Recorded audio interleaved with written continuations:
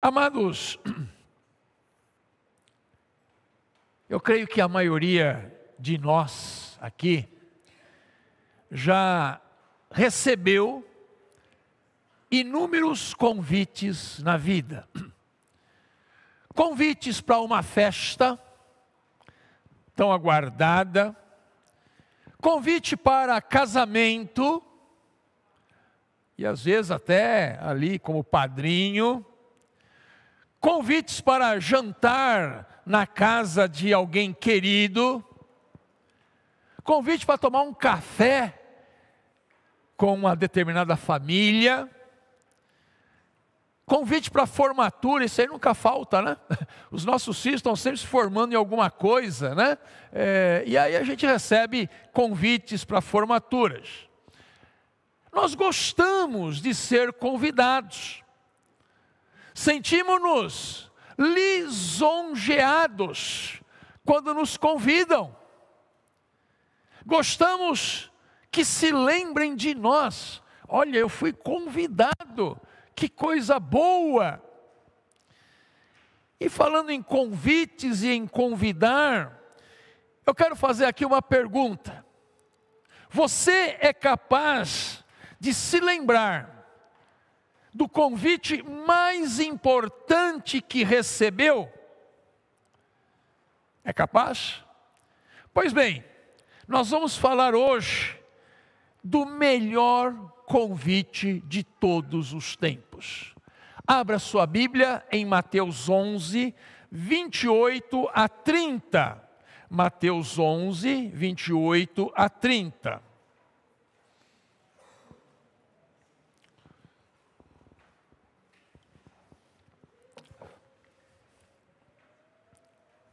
Que diz assim: Vinde a mim, todos os que estáis cansados e sobrecarregados, e eu vos aliviarei. Tomai sobre vós o meu jugo, e aprendei de mim, porque sou manso e humilde de coração, e achareis descanso para a vossa alma, porque o meu jugo é suave, e o meu fardo é leve. Vamos todos repetir esse último versículo? Porque o meu jugo é suave, e o meu fardo é leve. Amados, que fique bem gravado em suas mentes este convite que Jesus faz e que está registrado aqui. Saiba sempre o endereço, porque você está ali almoçando com alguém, conversando com alguém, e você quer mostrar para essa pessoa que Jesus está fazendo o convite, guarde na mente, Mateus 11, 28. Nos versículos anteriores deste convite que Jesus faz, Jesus tinha feito grandes milagres em duas cidades, Corazim e Betsaida. Porém, o povo havia reagido com indiferença à sua mensagem e às obras que ele fez. Jesus então repreende essas duas cidades com palavras severas, de juízo e de condenação. E sobrou até para Cafarnaum, que era ali uma cidade à beira do lago de Genezaré, onde Jesus começa o seu ministério, onde Pedro residia e certamente outros discípulos também. Sobrou até para Cafarnaum. E Jesus falou que se em Sodoma tivessem operado os milagres que ele fez em Cafarnaum, Sodoma teria se convertido. Olha só. Jesus vai dizer também no versículo 24: digo-vos que no dia do juízo haverá menos rigor com a terra de Sodoma do que com vocês. Olha só, amados, Jesus passando pelas cidades, e o povo nem aí com Jesus, o Salvador, o Rei dos Reis, o verdadeiro Deus, ali passando, falando, realizando milagres, trazendo mensagens poderosas, e o povo nem aí. Sabe aquelas coisas que não dá para entender? Aquelas coisas que não têm lógica? Ou seja, nas cidades onde mais ocorreram milagres de Jesus, era justamente onde o povo rejeitou a sua missão. Às vezes a gente tem a impressão que quando a benevolência divina mais se manifesta, o povo se torna mais indolente e menos valoriza. Às vezes é assim também, amados, nas nossas famílias. Às vezes nossos familiares têm oportunidade de ter uma igreja, de ter bons pastores, de ouvir a verdade, mas parece que algumas pessoas da família não estão muito interessadas nisto. Parece que vão em uma direção diametralmente oposta. E a gente diz com tristeza no coração: mas meu Deus, o que está acontecendo? Esse meu filho, ou esse meu neto, ou esse meu sobrinho foi criado bem, ouviu as palavras boas, ou frequentou a igreja, foi levado à igreja, o pai e a mãe sempre ensinaram, mas a gente não sabe o que aconteceu. E às vezes aquelas famílias que nunca tiveram perto da verdade, nunca tiveram ali, ouviram da verdade, de repente um dos seus filhos passa em frente a uma igreja, entra, ouve e é convertido. Ouve uma mensagem na internet e se converte. A gente fala: meu Deus, que coisa estranha isso, né?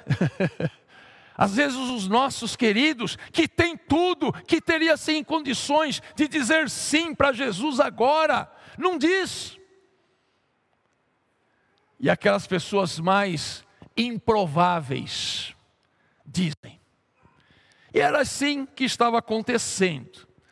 E amados, naquele momento em que Jesus faz esse convite, politicamente havia uma ocupação romana acontecendo.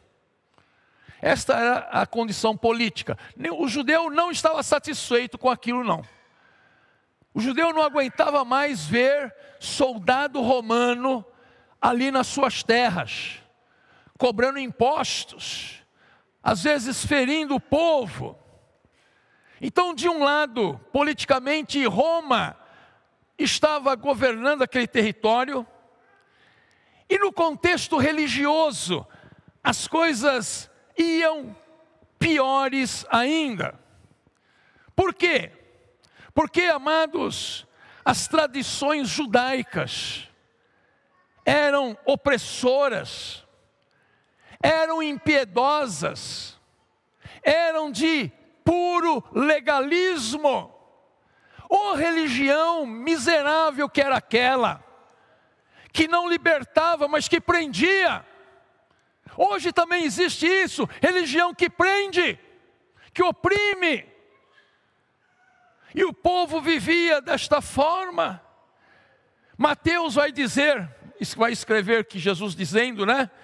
Que os escribas e os fariseus, que eram os maiores da religião, atavam fardos pesados e difíceis de carregar. Fardos que eles próprios não carregavam, os líderes. Já pensou, amados, você fazer parte de uma religião dessa? Politicamente, soldados romanos na porta de casa. Espiritualmente, uma liderança opressora, coração endurecido, legalismo 10, graça 0. Oh, coisa triste que é o legalismo. No mundo evangélico, ainda existe muito legalismo. Cuidado. Em nosso tempo, irmãos, existem muitos grupos religiosos dominados pelo fanatismo, pela intolerância. Grupos que impõem a visão do líder, que se você contestar, você será chamado de rebelde. E se você pular fora, você será chamado de desviado. Então, rebelde e desviado, porque você contestou um líder que se coloca no lugar de Deus. Um líder que não ouve ninguém. Um líder que impõe a sua ideia obstinada. Está acontecendo isso nos Estados Unidos, mas isso é outra conversa para outro dia. E muita gente que passa por essa religião opressora, como os judeus estavam passando, vão se decepcionar grandemente. E o pior, vão se decepcionar com Deus. Mas não é Deus que é assim. É aquela religiosidade maldita, doentia, neurotizante, que é assim. E as pessoas estão ficando doentes nelas. E eles têm medo de sair disto. Têm medo. Porque são constantemente ameaçados. São constantemente vigiados. Ai deles se saírem desta opressão terrível. E é neste cenário que aparece Jesus. É neste cenário que aparece Jesus. Não como um libertador político, como os religiosos judeus desejavam, mas como o Salvador do mundo. E oferecendo a mais profunda libertação que alguém pode receber.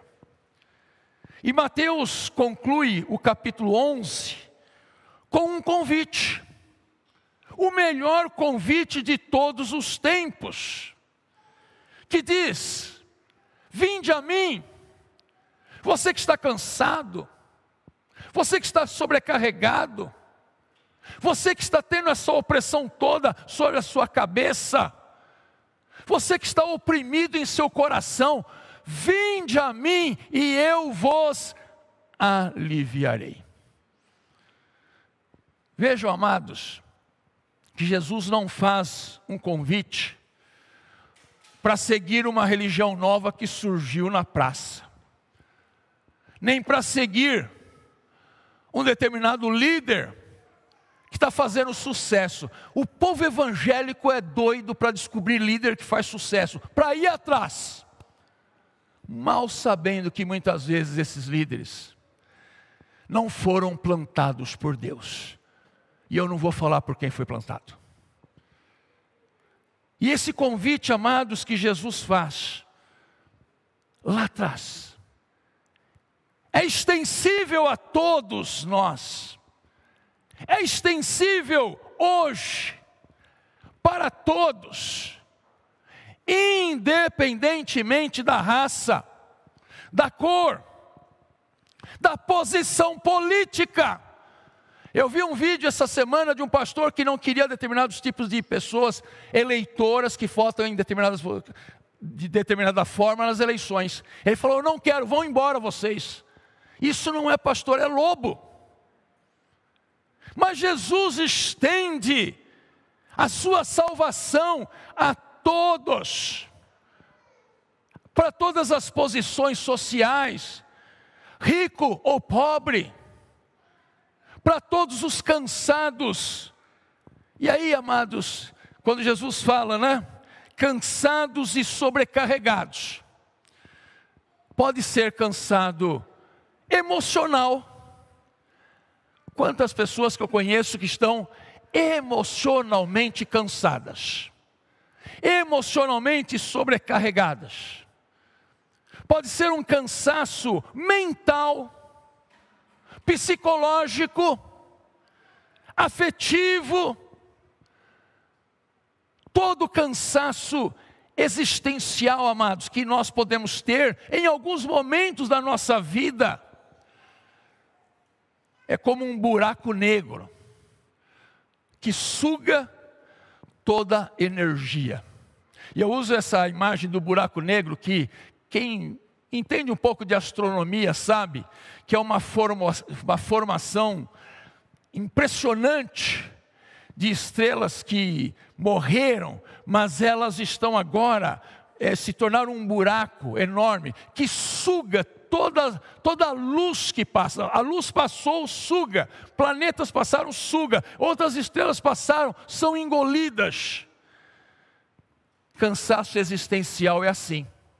Suga toda energia. Então, se porventura alguém está vivendo desta forma, este convite lhe diz respeito. Diga assim: graças a Deus.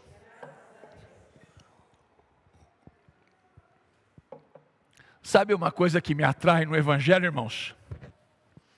É que o Evangelho diz que Jesus ama o fraco, ama o tolo, ama os que nada são, ama os cansados, ama os sobrecarregados, e todos esses itens estão no meu currículo pessoal. E eu imagino que você é assim também, viu? Todos nós somos convidados, porque o critério de ser cansado e sobrecarregado nós temos.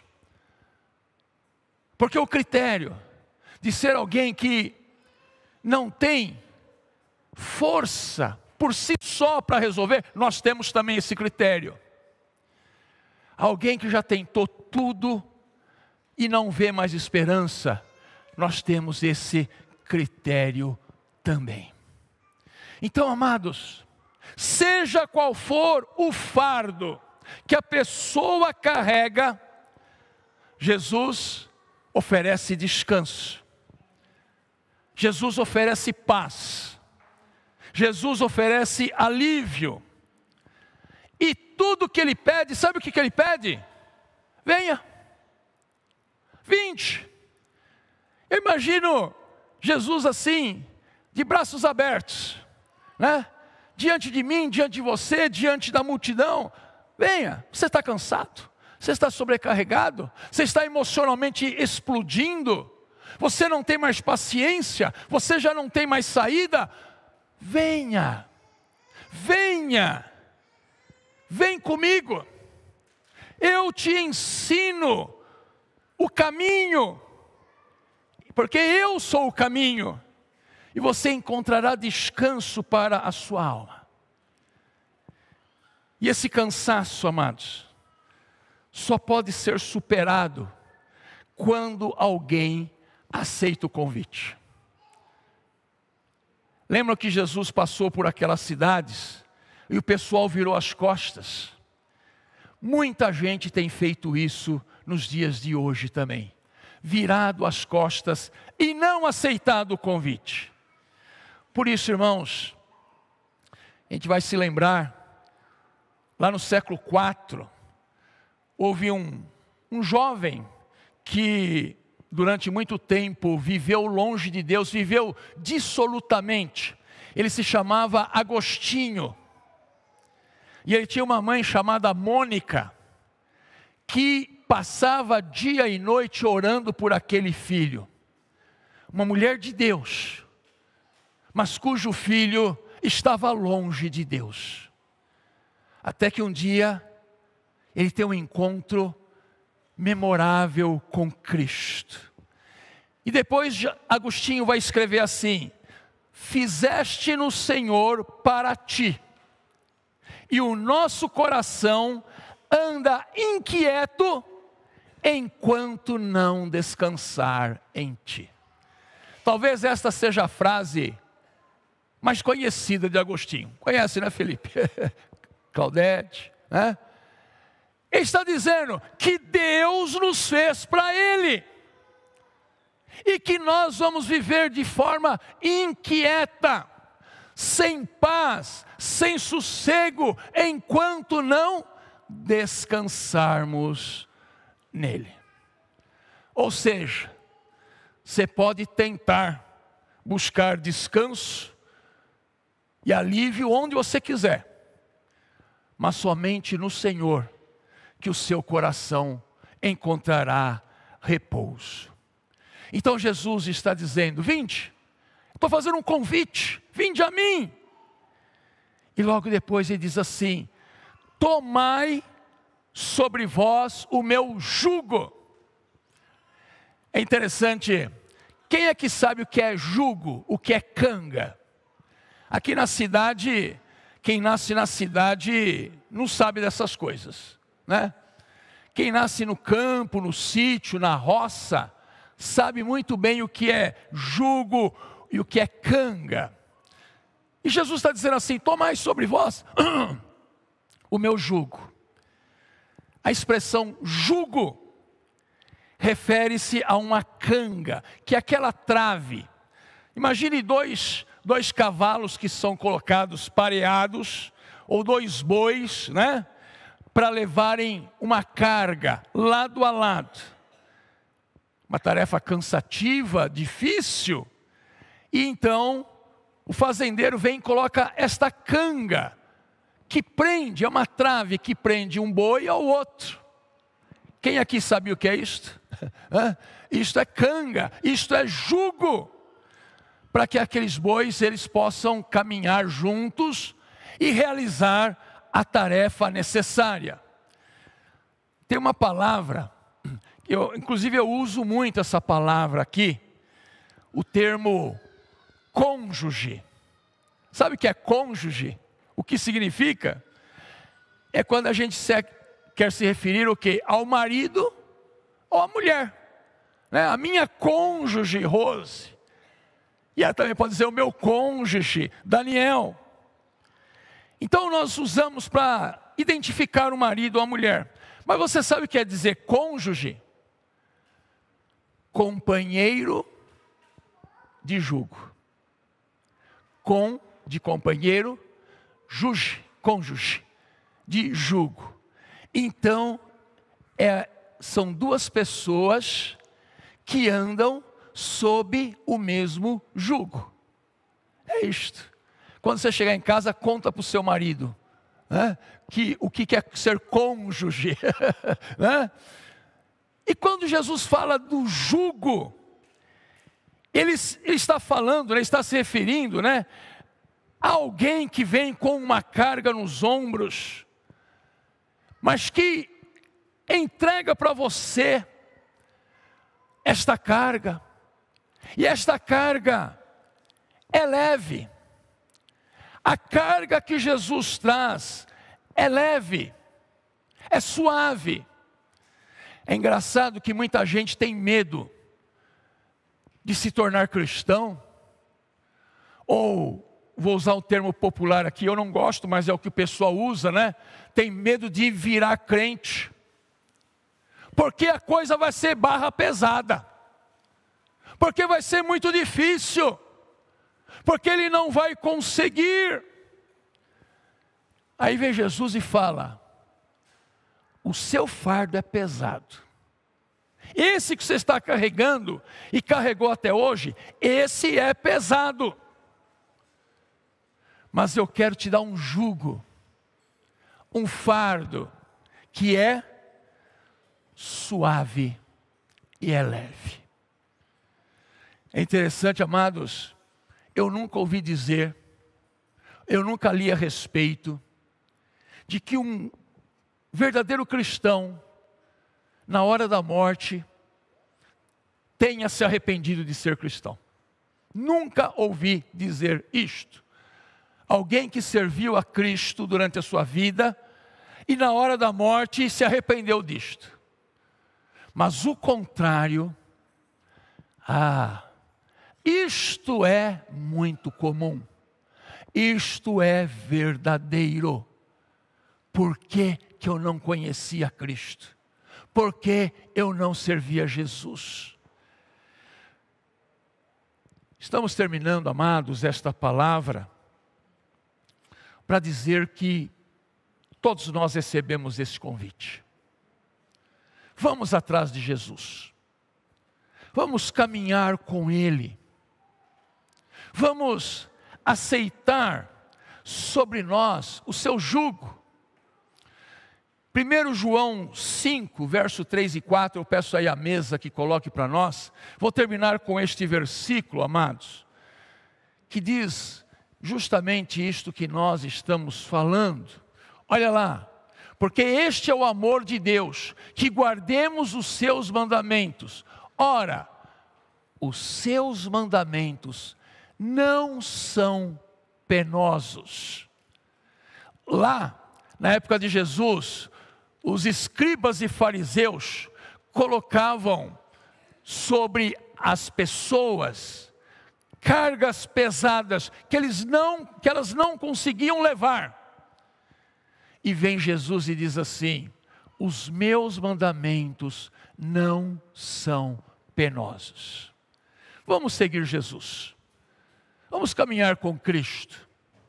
Esse convite é feito a todos aqueles que querem, que estão cansados, que estão sobrecarregados.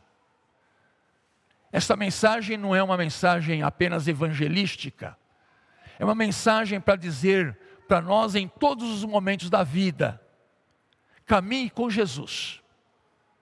Cumpra os seus mandamentos. Vá atrás de Jesus. E você encontrará sentido. Você encontrará alívio. Você encontrará paz. Que é exatamente o que esse mundo precisa. E durante a semana, durante a vida, tenhamos muito claro e guardados na memória Mateus 11, 28. Apresente esse convite de Jesus para quem você sabe que está vivendo longe dele. Mostre para aquele seu amigo, para aquele seu parente, de que Jesus está oferecendo algo, que não precisa dar dinheiro nenhum, que basta você confiar. Amém, igreja?